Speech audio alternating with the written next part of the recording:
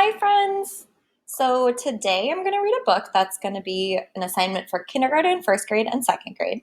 But anybody and everybody is welcome to listen to this read along. And if you would like to make an art project, I would love to see your projects. So feel free to participate even if you're not in those grades. I would probably want to do this project too. Today we're going to read a book called Gaston.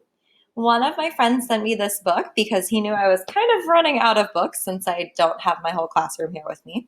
I'm really excited to read it to you. It's really great, and it's about dogs, which is one of my favorite subjects. So let's read.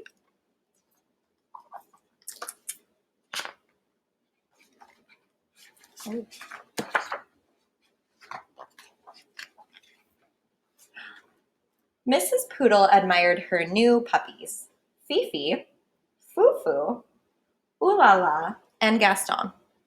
Here they are.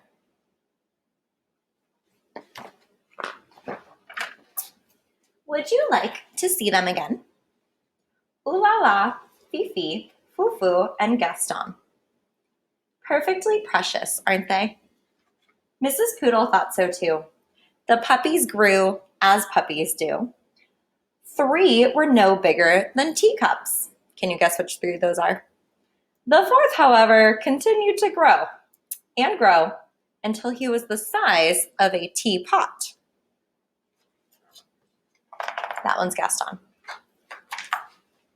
Mrs. Poodle took pride in teaching her puppies how to be proper pooches.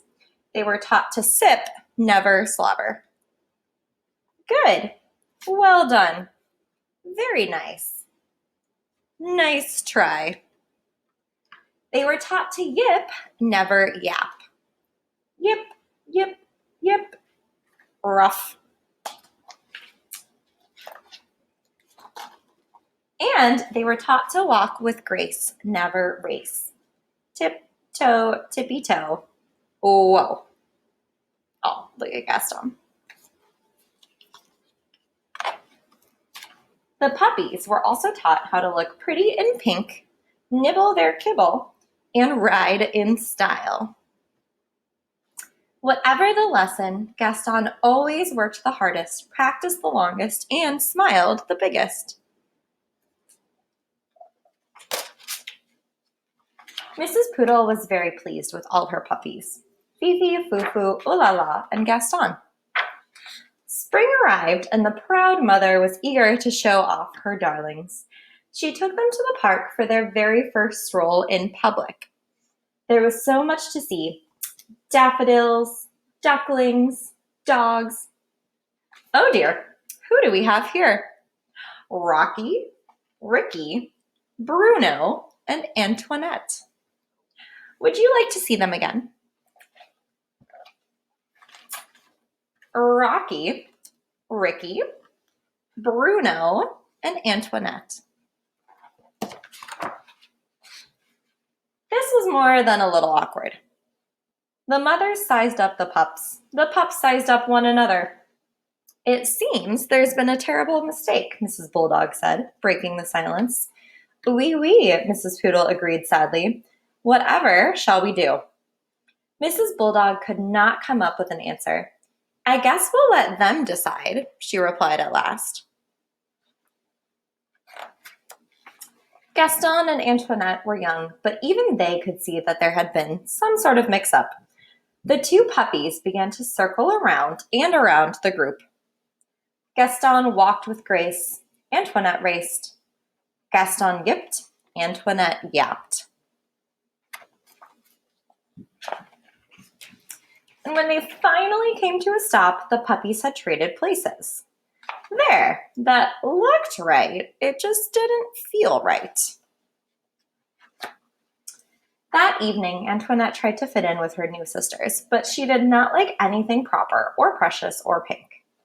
Phooey. On the other side of town, Gaston tried to fit in with his new brothers, but he did not like anything brutish or brawny or brown. Ick.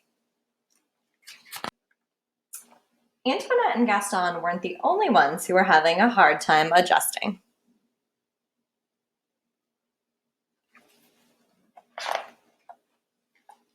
The next next morning, Mrs. Poodle forgot all about being proper and raced back to the park. Mrs. Bulldog was already there, waiting with her burly brood. "It seems we've made a terrible mistake," she nearly shouted. "Oui, Mrs. Poodle agreed happily.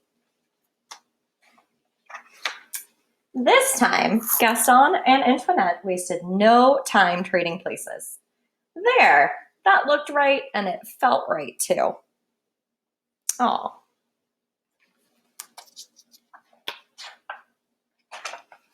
From that day forward, the families met in the park every afternoon to play.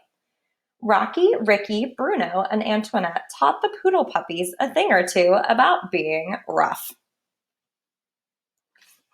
Likewise, Fifi, Fufu, Ulala, and Gaston taught the bulldog puppies a thing or two about being tender.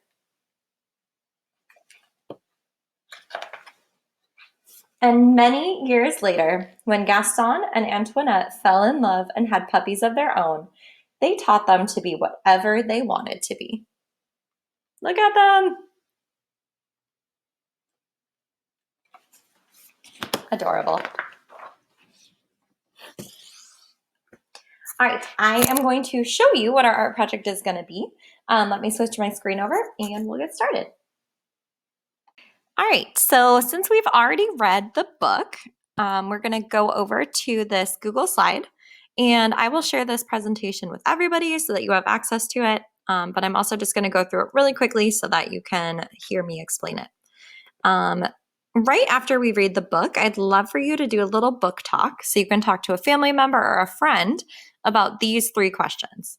So talk about what your favorite part of the story was. Maybe how did the story make you feel? You could have felt different emotions at maybe the beginning or the middle or the end.